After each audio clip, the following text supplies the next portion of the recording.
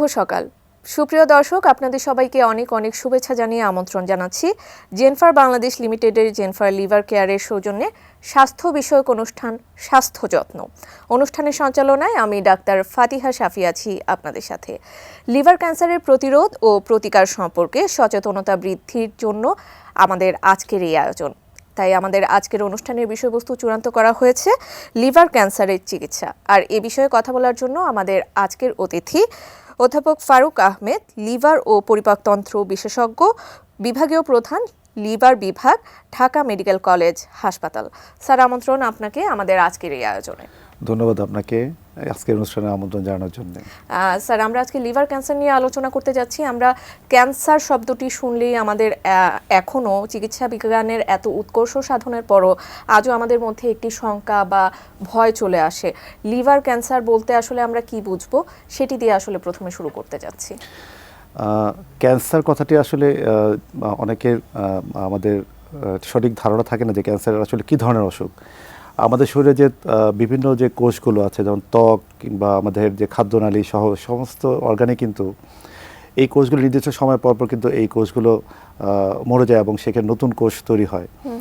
এই নতুন কোষ তৈরি হওয়ার সময় যদি কোনো কারণে কোনো অস্বাভাবিক কোনো কোষের যদি বিভাজন হতে থাকে এবং বাড়তে থাকে এবং তার উপর যদি আমাদের নিয়ন্ত্রণ না থাকে শরীরের, তাহলে কিন্তু সেটিকে আমরা টিউমার বা ক্যান্সার হিসেবে গণ্য করে থাকি।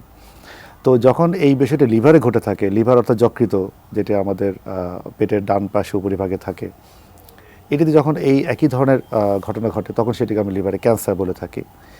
তবে ক্যান্সার কথাটিকে যদি একটু অন্যভাবে বলি, সব টিউমারগুলো ক্যান্সার না। টিউমার বলতে বলেছে আমরা যে কোনো কারো যদি বৃদ্ধি হয়ে কোনো একটা আমাদের ত্বকের নিচে বা শরীরের কোনো অর্গানে যদি কোনো একটি স্ফীত একটি অংশ তৈরি হয়, সেটিকে আমরা টিউমার বলে থাকি। কিন্তু এটি কখনো কখনো খারাপ হতে পারে, কখনো কখনো এটি হয়তো ক্ষতিকর নাও হতে পারে। যদি এটি ক্ষতিকর না হয়ে থাকে তাহলে সেটি বিনাইন বা সেটিকে আমরা বলে থাকি সেটি অক্ষতিকর কোনো টিউমার। আর যখন সেটি ক্ষতিকর অর্থাৎ সেটি বৃদ্ধিপ্রাপ্ত হয় এবং সেটি পাশে অন্যান্য অর্গানের মধ্যে সেটি ইনভেশন হয় অথবা তার মধ্যে সেটি ঢুকে যায় এবং এই অংশ থেকে এটি শরীরের বিভিন্ন অংশে ছড়ায় যেতে পারে, রক্তের মাধ্যমে বা লিম্ফের মাধ্যমে এটি ছড়া যেতে পারে। এটি হচ্ছে ম্যালিগন্যান্ট বা ক্ষতিকর টিউমার। লিভারে যে ঘটনাটা ঘটে সেটা হচ্ছে লিভারের নিজস্ব যে টিস্যু, এই টিস্যু থেকে যদি কোনো ক্যান্সার তৈরি হয় সেটিকে আমরা বলি প্রাথমিক বা প্রাইমারি লিভার ক্যান্সার।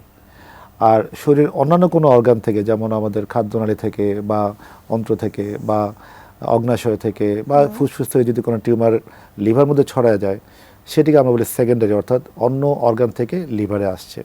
আচ্ছা, আমরা যেরকমটা জানি আসলে লিভার কিন্তু আমাদের দেহের অত্যন্ত ভাইটাল একটি অর্গান।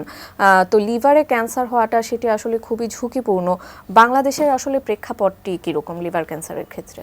বাংলাদেশে লিভার ক্যান্সারের ঝুঁকিতে আমরা আমাদের যারা বিশেষ করে যারা হেপাটাইটিস বি এবং সিতে আক্রান্ত, তাদের মধ্যে এই লিভার ক্যান্সার হওয়ার ঝুঁকিটা অনেক বেশি এবং এটি বিশ্বব্যাপী এই লিভার ক্যান্সার সবচাইতে যারা বেশি ঝুঁকিপূর্ণ এই হেপাটাইটিস বি এবং সি আক্রান্ত যারা থাকেন। অর্থাৎ যারা হেপাটাইটিস বি এর টিকা গ্রহণ করেন নাই তাদের মধ্যে হেপাটাইটিস বি এর ঝুঁকি বেশি থাকবে এবং যারা ইতিমধ্যে হেপাটাইটিস বি বা সিতে আক্রান্ত তারা যদি সঠিকভাবে চিকিৎসা গ্রহণ না করে থাকেন তাহলে এদের মধ্যে একটি অংশের মধ্যে লিভার ক্যান্সার হওয়ার ঝুঁকি বেড়ে যায়। তো বাংলাদেশেও আমরা দেখেছি যে আমাদের দেশে প্রতি বছর বেশ কয়েক হাজার লিভার ক্যান্সার ঝুঁকি 20,000-এর উপরে লিভার ক্যান্সার শনাক্ত হয়ে থাকে। আর বিশ্বব্যাপী যদি বলি, আমাদের 2018 সালে একটি সমীক্ষায় দেখা গেছে যে সারা পৃথিবীতেই প্রায় 8,40,000-এর মতো লিভার ক্যান্সার রোগী শনাক্ত হয় এবং এদের মধ্যে প্রতি বছরই প্রায় 7,80,000-এর মতো মৃত্যুবরণ করে। অর্থাৎ শনাক্ত হওয়ার প্রায় কাছাকাছি লোকই কিন্তু মৃত্যুবরণ করে থাকে। অর্থাৎ এটি যেটা আপনি প্রথমে বললেন যেটি মারাত্মক ধরনের একটি ক্যান্সার, লিভারে যখন ক্যান্সার হয়ে থাকে তখন এটা আসলে যদি সঠিকভাবে চিকিৎসা না করা যায় বা এটা যদি প্রাথমিক অবস্থা ধরা না পড়ে তাহলে চিকিৎসা করে রোগীকে সুস্থ করা যায় না, সম্ভব হয় না। আমরা জানি যে কোনো ক্যান্সারের ক্ষেত্রে আসলে কিছু প্রিডিসপোজিং ফ্যাক্টরস কাজ করে থাকে। লিভার ক্যান্সারের ক্ষেত্রে সেই প্রিডিসপোজিং ফ্যাক্টরসগুলো কি কি হয়ে থাকে? অর্থাৎ যে কোনো কারণে যদি কারো লিভারে সিরোসিস হয়, সিরোসিস অর্থাৎ যে আমরা জানি যে লিভারে যে কোনো ধরনের ক্রনিক যদি দীর্ঘমেয়াদী প্রদাহ হয়, এটি ভাইরাসজনিত কারণে হতে পারে কিংবা এটি কোনো ফ্যাট লিভার ডিজিজের কারণে হতে পারে। ইভেন যারা অ্যালকোহল সেবন করে থাকেন পশ্চিমা বিশ্বে বিশেষ করে তাদের মধ্যে ঝুঁকিটা বেশি থাকে। তো এই ধরনের যেটি লিভার দীর্ঘমেয়াদী প্রদাহ করার কারণে একসময় লিভারের মধ্যে অনেকগুলো সারা লিভার জুড়ে দেখা গেছে আঁশ তৈরি হয়, লিভারের মধ্যে অজস্র গুটি তৈরি হয়, তখন লিভারের কার্যক্ষমতাটা কমে যায়, তার মধ্যে রক্ত চলাচলের যে ব্যবস্থাটা সেটাও বাধাপ্রাপ্ত হয়। এই অবস্থাটিকে আমরা লিভার সিরোসিস বলে থাকি। তো এই লিভার সিরোসিস যেসব কারণে হয়ে থাকে সেই কারণগুলোই কিন্তু লিভার ক্যান্সারেরও কারণ। আচ্ছা। এবং যাদের লিভার সিরোসিস ইতিমধ্যে হয়ে গেছে তাদের মধ্যে লিভার ক্যান্সার হওয়ার ঝুঁকি অনেক বেশি। আচ্ছা, আমি যদি কারণগুলো আরেকবার বলি যে হেপাটাইটিস বি সংক্রমণ, সি সংক্রমণ, fat liver disease, alcoholic liver disease এবং আরও কিছু জন্মগত রোগ যেসব কারণেও লিভার ক্রনিক ডিজিজ হয়ে থাকে, যেমন নাম বললে উইলসন ডিজিজ, হেমোক্রোম্যাটোসিস। এবং আরেকটা বিষয় হচ্ছে আপনারা জানেন যে কিছু কিছু ছত্রাক থেকে একটা টক্সিন তৈরি হয়, এটাকে বলা হয় অ্যাফ্লাটক্সিন। এটা যারা বিশেষ করে কৃষিকাজে জড়িত থাকেন তারা যদি এরকম ছত্রাকজনিত দ্রব্যাদি বেশি ওনারা হ্যান্ডেল করেন তাদের মধ্যে এই অ্যাফ্লাটক্সিনের একটা সংস্পর্শে আসার একটা ঝুঁকি তৈরি হয়। ঝুঁকি তৈরি হয়ে থাকে। এবং একটু সংযোজন করতে যাচ্ছি যে জিনগত কোনো বৈশিষ্ট্য আসলে কি লিভার ক্যান্সারের ক্ষেত্রে বিরাজ করে কিনা, বা নারী বা পুরুষের মধ্যে এরকম কি হয়ে থাকে কিনা যে নারীদের বেশি কম হতে পারে, পুরুষদের বেশি হতে পারে?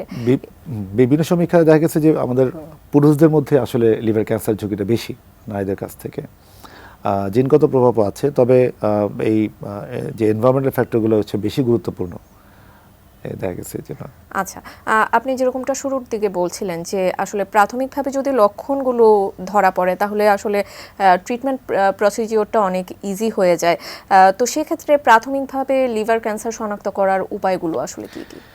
প্রাথমিকভাবে অনেক ক্ষেত্রে রোগীর কোনো লক্ষণ প্রকাশিত হয় না। এটি এই লিভার ক্যান্সারের সবচাইতে বলবো যে আমরা একটু অসহায় ফিল করি এই জন্যে যে যখন রোগীরা সিমটম ডেভেলপ করে, যে সাধারণত কারো জন্ডিস দেখা দেয় বা শরীর হলুদ বর্ণ ধারণ করে, তার ক্ষুধামান্দ হয়, খাদ্যের অরুচি দেখা দেয়, শরীর দুর্বলতা অনুভব করেন এবং কখনো কখনো ওনার পেটের ডান পাশের উপরিভাগে ব্যথা অনুভব করতে পারেন। এইসব সিমটমগুলো যখন থাকে তখন সাধারণত এটি লিভার ক্যান্সারে আক্রান্ত রোগীর একটু পরবর্তী ধাপের সিমটম, অর্থাৎ ইতিমধ্যে তখন দেখা গেছে অসুখটা বেশ কিছুটা অগ্রবর্তী অবস্থা চলে গেছে।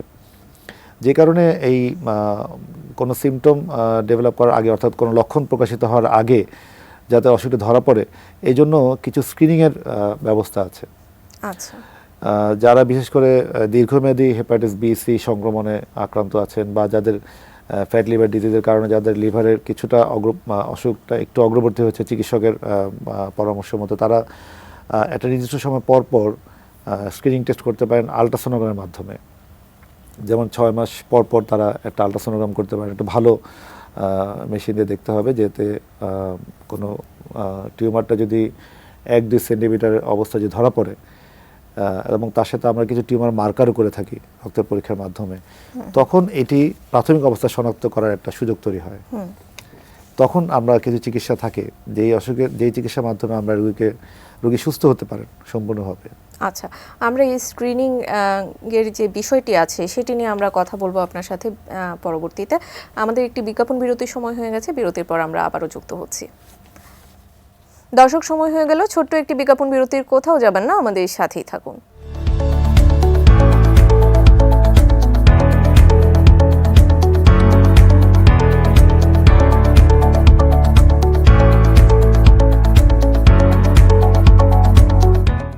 বিজ্ঞাপন বিরতির পর আবারও আমন্ত্রণ স্বাস্থ্য যত্ন অনুষ্ঠানে। আমরা কথা বলছিলাম লিভার ক্যান্সারের চিকিৎসা নিয়ে, সাথে আছেন বিশেষজ্ঞ একজন চিকিৎসক। স্যার, বিজ্ঞাপন বিরতিতে যাবার আগে আমরা বলছিলাম যে আমরা স্ক্রিনিং বা ডিটেকশন যেই জিনিসটিকে আমরা বলে থাকি সেটি আসলে খুবই ইম্পর্টেন্ট একটি ভূমিকা পালন করে, সে বিষয়ে যদি আমাদের কিছু ধারণা দিতেন। পূর্ববর্তী বলেছিলাম যে যারা দীর্ঘমেয়াদী লিভার রোগে আক্রান্ত, বিশেষ করে যারা হেপাটাইটিস বি সি বা সংক্রমণ আছেন বা যাদের পূর্ববর্তীভাবে আলট্রাসোনোগ্রাম অন্যান্য পরীক্ষা যাদের লিভার সিরোসিস শনাক্ত হয়েছে, তাদের অবশ্যই আমরা নির্দিষ্ট মেয়াদ পর পর আলট্রাসোনোগ্রাম করে চেক করতে বলি। তবে এখানে আমার অভিজ্ঞতা থেকে আমি বলতে পারি যে আমাদের দেশের প্রত্যন্ত অঞ্চলে সব জায়গায় এখন অনেক ধরনের পরীক্ষা নিরীক্ষা প্রচলিত হয়েছে, কিন্তু আলট্রাসোনোগ্রামের মাধ্যমে এই লিভার ক্যান্সার যে প্রাথমিক শনাক্ত করার যে বিষয়টা, এটা অনেক ক্ষেত্রেই সঠিকভাবে এটি পরীক্ষায় ধরা পড়ে না। এটির পিছনে হয়তো খুব ভালো আমাদের আলট্রাসাউন্ড মেশিন সব জায়গায় অ্যাভেলেবেল না, প্লাস খুব প্রশিক্ষিত যে সনোলজিস্ট, এটি আমরা সব জায়গায় ইনশিওর করতে পারি না। সেই জন্য আমাদের কিছু কিছু রোগী কিন্তু এইভাবে মিস হতে পারে। হয়তো সে আলট্রাসোনোগ্রাম করে এসছে কিন্তু তার রিপোর্টে হয়তো সেই রোগটি ধরা পড়ে নাই। তো যেটাই হোক, তো আমাদের এই স্ক্রিনিংয়ের মাধ্যমে যদি কারো কোনো লিভার মধ্যে কোনো টিউমার শনাক্ত হয়, তখন আমরা যেটি করে থাকি সেটি হচ্ছে সিটি স্ক্যান বা এমআরআই। আচ্ছা। একটি স্পেশাল সিটি স্ক্যান হচ্ছে, এটা বলে ট্রাইফেজিক, অর্থাৎ একটি ডাই দিয়ে দেখা হয় যে টিউমারটিতে সেই ওষুধটা চলে আসছে এবং সেটি এক্সরেতে পরিষ্কার বোঝা যায় এবং সেটি নির্দিষ্ট সময় পরে আবার সেই ডাইটা আবার ওয়াশ আউট হয়ে যায়। তো এই ট্রাইফেজিক সিটি স্ক্যান অথবা একটি এমআরআইয়ের মাধ্যমে তখন আমরা টিউমারটিকে শনাক্ত করতে পারি এবং সেটি কীরকম, লিভারে কতটুকু অংশ জুড়ে আছে, তার সাইজ কতটুকু, এবং এটি অপারেশনযোগ্য কিনা নাকি লিভার ট্রান্সপ্লান্ট করতে হবে সেটা আমি পরবর্তীতে আসছি। তো এর মাধ্যমেই কিন্তু আমরা এই রোগটি শনাক্ত করতে পারি। অর্থাৎ এই লিভারের ক্যান্সার, যেমন আমরা জানি শরীরের বিভিন্ন অংশে ক্যান্সার হলে আমাদেরকে টিস্যু ডায়াগনোস করতে হয়, অর্থাৎ সুই দিয়ে টেস্ট করতে হয় কিংবা কেটে সেটা বায়োপসি করতে হয়। লিভার ক্যান্সার ক্ষেত্রে কিন্তু এটি করার প্রয়োজন হয় না। সেই ক্ষেত্রে আমরা একটি ভালো সিটি স্ক্যান বা এমআরআই দিয়ে আমরা ডায়াগনোস করতে পারি। আচ্ছা, ডায়াগনোসিসের কথা যেহেতু বললেন, সেই প্রসঙ্গ ধরে আসতে চাই। আসলে রোগীরা যখন আপনাদের শরণাপন্ন হয়ে থাকেন, তাদেরকে আসলে কি কি আপনারা ইনভেস্টিগেশনস দিয়ে থাকেন এবং সেই ইনভেস্টিগেশনসগুলো আমাদের প্রান্তিক পর্যায়ে কি অ্যাভেলেবল আছে কিনা? যখন লিভার ক্যান্সার শনাক্ত হয়ে যায় তখন আমরা যে বিষয়গুলো নিয়ে চিন্তা করি সেটা হচ্ছে তার এখন চিকিৎসার অপশনগুলো কী কী, এবং চিকিৎসার অপশন অনুযায়ী কিন্তু তার পরবর্তী পরিকল্পনা নির্ধারণ করা হয়। তো আমরা যেটি দেখে থাকি যে এই লিভার ক্যান্সারের পিছনে ঝুঁকিতে ছিল কিনা উনি, তখন আমরা হেপাটাইটিস বি বা সি সংক্রমণ আছে কিনা সেটা আমরা পরীক্ষা করে দেখি। তা লিভারের বিভিন্ন ফাংশনগুলো দেখা হয়, অর্থাৎ যদি আমরা দেখি যে লিভার ফাংশনের মধ্যে বিলিরুবিন, তার প্রথমিন টাইম, তার এসজিপিটি প্লাস আদার্স আর কিছু ফাংশন আছে, সেগুলো দেখে আমরা নির্ণয় করে থাকি যে একটি রোগীর তার শারীরিক অবস্থা আমরা দেখি ক্লিনিক্যাল এক্সামিনেশন করে যে তার শারীরিকভাবে উনি কতটুকু সুস্থ আছেন।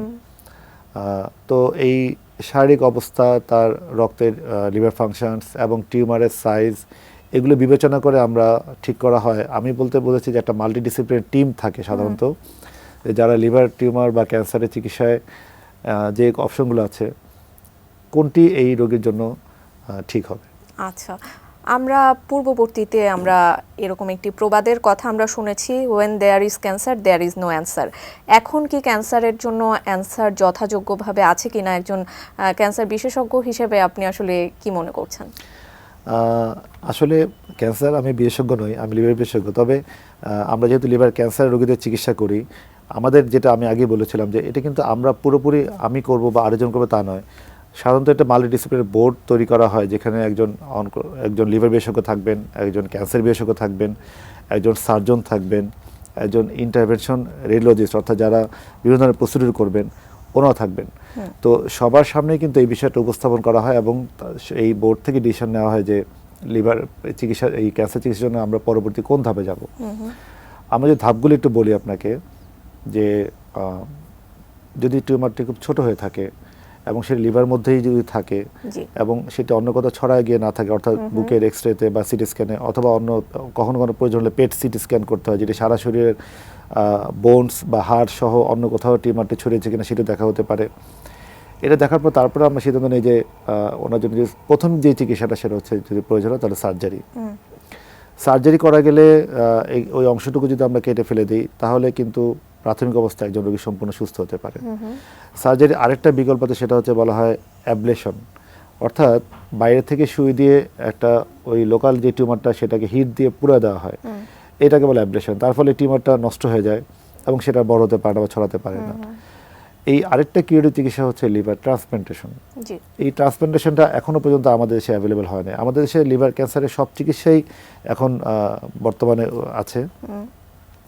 আমরা এখন লিভার প্রতিস্থাপন বা লিভার ট্রান্সপ্লান্টেশনের জন্য আমাদের কাজ চলতেছে বিভিন্ন হসপিটালে। তবে আমি এই ক্ষেত্রে বলবো যে লিভার ট্রান্সপ্লান্টেশনের জন্য বা লিভার প্রতিস্থাপনের জন্য আমাদের প্রাইভেট সেক্টরকে একটু আগে আসতে হবে। আচ্ছা, প্রাইভেট সেক্টরের এগিয়ে আসার কথা যেহেতু আপনি বললেন, এবার জানতে চাচ্ছি যে সরকারি বা বেসরকারি খাতে রোগীরা আসলে কী ধরনের সুবিধা পেয়ে থাকে লিভার ক্যান্সারের ক্ষেত্রে? এখন আমরা বেশিরভাগ ক্ষেত্রেই বেসরকারিভাবে চিকিৎসাগুলো এখন অ্যাভেলেবেল আছে এবং কিছু কিছু সরকারি হাসপাতাল যেমন ঢাকা মেডিকেল কলেজ, তারপরে মিডফোর্ড হসপিটাল, এই হসপিটালগুলোতে কিন্তু লিভার ক্যান্সারের আধুনিক যে চিকিৎসাটা, যেটা আমি তখন আরও পরে যেতাম, যে সেটা হচ্ছে যে যাদের অপারেশন করা সম্ভব হয় না বা যাদের সার্জারি করার মতো শারীরিক অবস্থা যাদের নাই, তাদের ক্ষেত্রে পরবর্তী যে চিকিৎসাটি সেটি হচ্ছে লোকো রিজিওনাল বলা হয়, যেটি হচ্ছে লিভারের মধ্যে আমরা একটা ক্যাথেটার দিয়ে, যেটা যেভাবে অ্যাঞ্জিওগ্রাম করা হয়, যে পায়ের এখান দিয়ে শিরার ভিতর দিয়ে এই ক্যাথেটার দিয়ে লিভারের টিউমারের মধ্যে সরাসরি কেমোথেরাপি ওষুধ দেওয়া হয়, এবং এই কেমোথেরাপি ওষুধ দেওয়ার পরে আরেকটা ওষুধ দিয়ে সেই আর্টারিটাকে ব্লক করা হয়। অর্থাৎ যে শিরার মাধ্যমে সেই টিউমারটা শক্তি পাচ্ছে, নিউট্রিশন পাচ্ছে, এই টিউমারটাকে যে সাপ্লাই করে যে আর্টারিটা বা যে শিরাটা, ওই শিরাটাকে কেমোথেরাপি ওষুধ দিয়ে টিউমার মধ্যে দেওয়া হয়, প্লাস একটা ওষুধ দিয়ে সেটা ব্লক করা হয়। এটাকে বলা হয় ট্রান্স আর্টেরিয়াল কেমো এম্বুলাইজেশন। এই চিকিৎসাটা এখন সরকারি হাসপাতাল হিসেবে ঢাকা মেডিকেল এবং মিডফোর্ডে কিন্তু করা হচ্ছে। পাশাপাশি এটি কিছু বেসরকারি হাসপাতালেও এই চিকিৎসাটি অ্যাভেলেবেল আছে। আর আরেকটা যে চিকিৎসা বললাম যে মাইক্রোওয়েভ অ্যাবলেশন, যেটি বাইরে থেকে সুই দিয়ে ভিতরে লিভার টিউমারের মধ্যে হিট দিয়ে সেটাকে পোড়া দেওয়া হয়, এই চিকিৎসাটিও এখন সরকারি হাসপাতালের মধ্যে ঢাকা মেডিকেলে এখন আছে। তো এই সরকারি হাসপাতালগুলোতে আমরা এখনও পর্যন্ত সব হসপিটালে আমরা এই মেশিনগুলো নিতে পারি না, তবে আমার মনে হয় যে অদূর ভবিষ্যতে অন্যান্য হসপিটালগুলোতে, যেহেতু ঢাকা মেডিকেল সহ বিভিন্ন মেডিকেল কলেজে এই হেপাটোলজি বিভাগটি আছে, তো তাদের এই তত্ত্বাবধানে প্লাস অন্যান্য বিভাগ, বেশ রেডিওলজি বিভাগ, সার্জারি বিভাগের এবং ক্যান্সার বিভাগের সমন্বয়ে একটি টিমের মাধ্যমে কিন্তু আমাদের বিভিন্ন মেডিকেল কলেজগুলোতে এই সুযোগগুলো আমরা সম্প্রসারণ করতে পারবো ইনশাল্লাহ। আমরা সেই ব্যাপারে যথেষ্ট আশাবাদী। আমাদের বিষয়টির সাথে যেহেতু সংযুক্ত আছে যে লিভার ক্যান্সারের চিকিৎসা নিয়ে আধুনিক চিকিৎসা আসলে কি কি উদ্ভাবিত হয়েছে, আপনি বলেছেন যে ট্রান্সপ্ল্যান্টেশনের ক্ষেত্রে আমাদের এখনো কিছুটা সীমাবদ্ধতা রয়েই গেছে। আর কি কি আধুনিক চিকিৎসা আছে সেই সম্পর্কে একটু সংক্ষেপে জানতে চাচ্ছি। ট্রান্সপ্ল্যান্টেশনটা আসলে আধুনিক বলবো না, ট্রান্সপ্ল্যান্টেশন বা লিভার প্রতিস্থাপন এটি বেশ অনেক বছর আগে থেকেই পৃথিবীর উন্নত বিশ্বে এগুলো ওরা চালু করেছে এবং সেটি অব্যাহত আছে। আর পাশাপাশি যেটি আমি উন্নত চিকিৎসা বলতে আমরা যেটা বুঝি, একটি হচ্ছে যে যেটি টেইস বা ট্রান্সআর্টেরিয়াল কেমো এম্বুলাইজেশন এবং মাইক্রোওয়েভ অ্যাবলেশন, এই দুটো চিকিৎসা যেটি সরাসরি লিভার টিউমারটিকে পুড়ে দেওয়া যায় অথবা সেটিকে ছোট করে দেওয়া যায় ওষুধের মাধ্যমে বা আর্টারিকে ব্লক করে দেওয়া যায়। এর মাধ্যমে এই টিউমারটিকে আসলে আমরা একটা রোগী থেকে দীর্ঘ আয়ুষ্কাল পেতে পারেন চিকিৎসার মাধ্যমে। আরেকটি যে চিকিৎসা এখন যেটি এখন খুব রিওয়ার্ডিং বলবো, যে খুবই সারা বিশ্বে বেশ জনপ্রিয়, সেটা হচ্ছে ইমিউনোথেরাপি। ইমিউনোথেরাপিটা হচ্ছে এটি আমাদের দেশে এখন অ্যাভেলেবেল আছে। এটি একটু ব্যয়বহুলের মধ্যে হলেও আমি বলবো যে যাদের ক্ষেত্রে আমরা অপারেশন করা যাচ্ছে না কিংবা যাদের লিভার ফাংশন মোটামুটি ভালো আছে, তাদের ক্ষেত্রে এই চিকিৎসাটির মাধ্যমে রোগী দীর্ঘ আয়ু পেতে পারে। কিছু সমীক্ষা দেখা গেছে 1.5-2 বছরের বেশিও একজনের আয়ুষ্কাল বৃদ্ধি হতে পারে এই সঠিকভাবে যদি কেউ ইমিউনোথেরাপি দিতে পারেন। এটি এক ধরনের ওষুধ যেটি ইঞ্জেকশনের মাধ্যমে দেওয়া হয়, নির্দিষ্ট একটি 3 সপ্তাহ পর পর একটি কোর্স দেওয়া হয়। তো সেইভাবে দেখা গেছে 3টি বা 6টি সাইকেল, 6টা বা আরও বেশিও সাইকেল দেওয়া যেতে পারে একজনকে। তো এই চিকিৎসাটি এখনও পর্যন্ত যেহেতু একটু আর্থিক সংশ্লেষ থাকে, যার জন্য অনেক রোগী এটি বহন করতে পারেন না।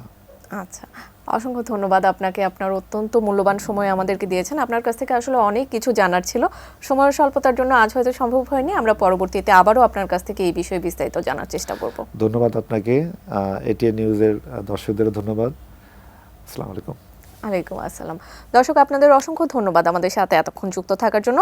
আমি জানি এই অনুষ্ঠানের মাধ্যমে লিভার ক্যান্সার এবং এর চিকিৎসা সম্পর্কে আপনারা অনেক ধারণা পেয়েছেন, আর আপনারা ধারণা পেলেই আমরা অনুষ্ঠানের যথার্থতা খুঁজে পাবো।